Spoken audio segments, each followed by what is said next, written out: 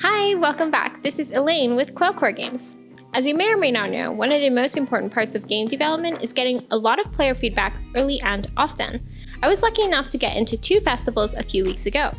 One was Salt Lake City DIY Fest, which featured a cozy corner of developers in their STEM fair area. The other one was Salt Lake City FanX, a common convention with tons of gamers. It was definitely a little bit intimidating to show such an early prototype, but I met a ton of super kind people who were really interested in Three Blades Ranch. Here's a little behind the scenes of the whole experience. While I was doing build testing for the festivals, I ran into a few issues with the menus not working how they were supposed to. The first way I built them wasn't working very well, so I had to switch around how they were built from the ground up. This rework allowed me to seamlessly add controller support. If you're planning on adding any controllers to your game, make sure that in Unreal Engine you turn on the Common UI plugin. This is not a default setting, but it really makes the whole process a lot less headache-inducing. For in-person events, the general advice is to have a small 5 to 15 minute demo so lots of people can play the game in a small amount of time. For me, that meant using my procedural rock tools to define a small playable area. I start with my big general shape blockouts and then use those surfaces to define how the level is going to look. Once I'm happy with the layout, I can go in with my procedural rock tools and finish the cliff decoration. These tools automatically rotate and scale my meshes around the scene, so it makes the whole process a lot faster. Let me know in the comments if you're interested in making a tool like this on your own, and I can go into a deeper breakdown of how I made all of the tools in my game. I think it's interesting as a tech artist, but let me know what you guys think. I then go into my level layout blueprint, which has another one of those procedural spline boundary boxes. I make sure that the player can never fall off of the screen no matter where they are.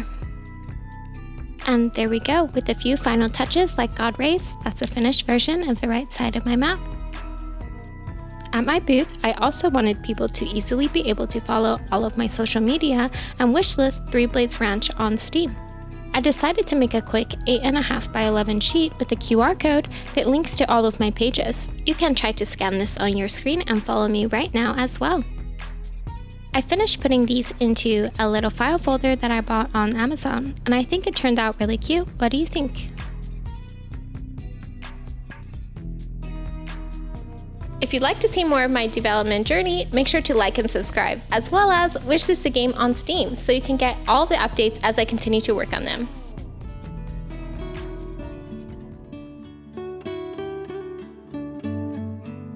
I took a quick break from crying at development to make a backdrop for the DIY festival.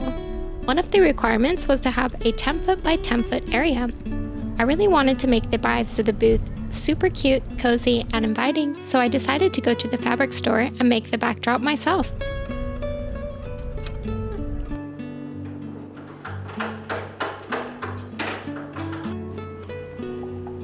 Sometimes it's nice to take a break from digital art and make some cute in-person crafts as well.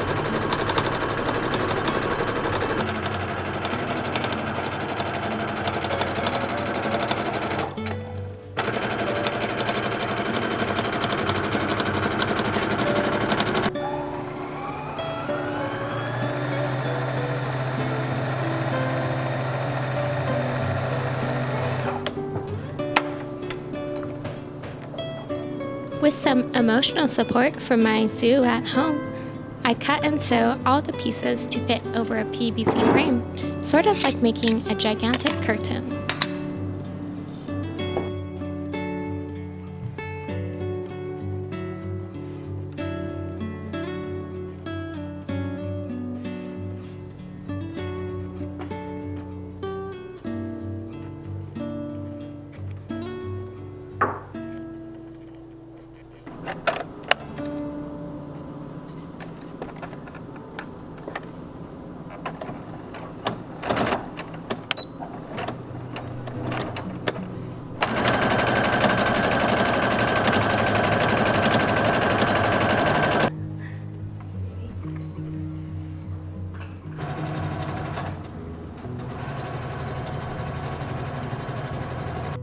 After all that sewing was done, it's finally time to make the frame.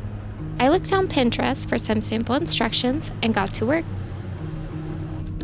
All in all, it took 5 PVC tubes, some fittings, and a lot of sawing to get it all together.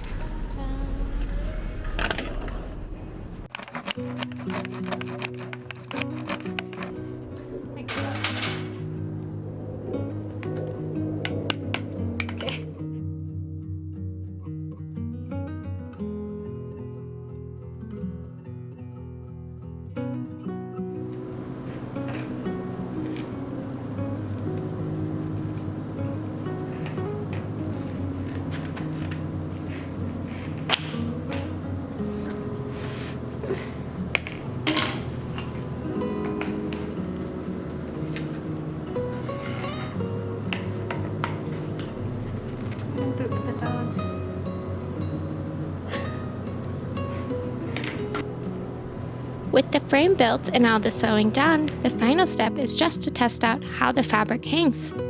I also needed to practice a little bit because I would be setting this up on my own at DIY Festival the next day.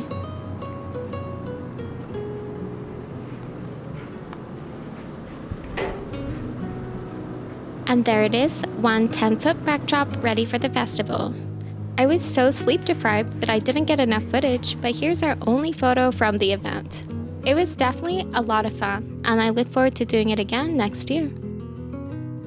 A few weeks later, we were also invited by the local chapter of the IGDA, or Indie Game Dev Association, to join their booth at FanX, the largest comic convention in our state. This event was definitely a lot more intense than DIY Festival.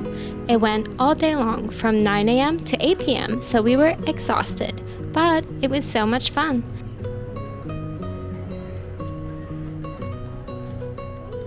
We got a lot of people to play our game, and they all seemed to really enjoy it. We even had one superfan who came back 3 times to play. It was so heartwarming to see everyone's reaction to all of our hard work.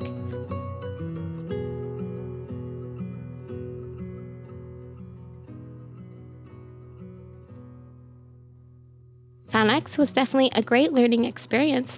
I was able to get a lot of feedback I needed, find a ton of bugs, and confirm again that this game I'm making is for everyone, and I'm so excited to get people to play it. In the next month or so, I'm going to be working on adding enemies to the game as well as some more animals. The first thing I worked on were adding goblins and trolls. They will try to attack your structures and steal your resources. I want them to be menacing, but still a little bit cute and derpy. How did I do?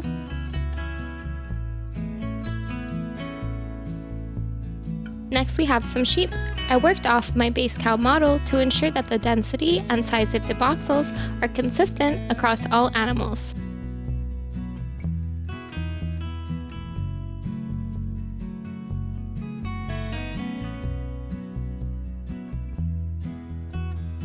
I also want to make sure that all of the colors for the animals are referencing the same texture sheet. This will help a lot with performance, especially when I'm hoping to get this on a certain handheld platform that happens to have a lot of games with a plumber as the main character. Hint, hint.